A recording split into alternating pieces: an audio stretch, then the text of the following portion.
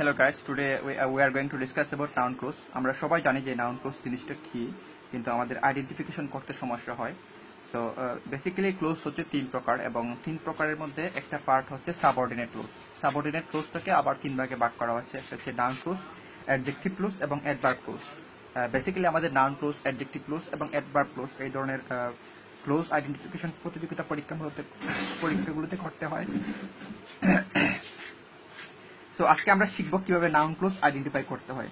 So noun clause identification করার জন্য শুরুতেই আপনাকে একটা কাজ করতে হবে, সেটা হচ্ছে ভার্বকে আইডেন্টিফিকেশন করতে হবে, যেটা হচ্ছে টপ মোস্ট প্রায়োরিটি। আপনাকে সর্বপ্রথম ভার্ব আপনাকে আইডেন্টিফাই করতে হবে সেন্টেন্সে ভার্ব কি আছে। সো এখানে আমরা একটা সেন্টেন্স নিয়েছি, সেন্টেন্সটা হচ্ছে I know where he lives.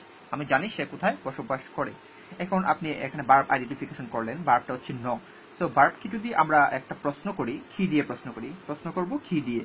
যদি কি দিয়ে প্রশ্ন করলে ডিরেক্টলি আমরা কোনো আনসার পাই, তাহলে মানে এটা বুঝে নিতে হবে যে এটা একটা নাউন ক্লোজ। সো আমরা এখানে ভার্বকে প্রশ্ন করি, I know where he lives. আমি জানি সে কোথায় বসবাস করে। সো আই নো কথাটাকে আমরা যদি প্রশ্ন করি যে আমি কি জানি, সো উত্তরটা হচ্ছে হোয়ার হি লিভস, মানে সে যেখানে বসবাস করে আমি তা জানি।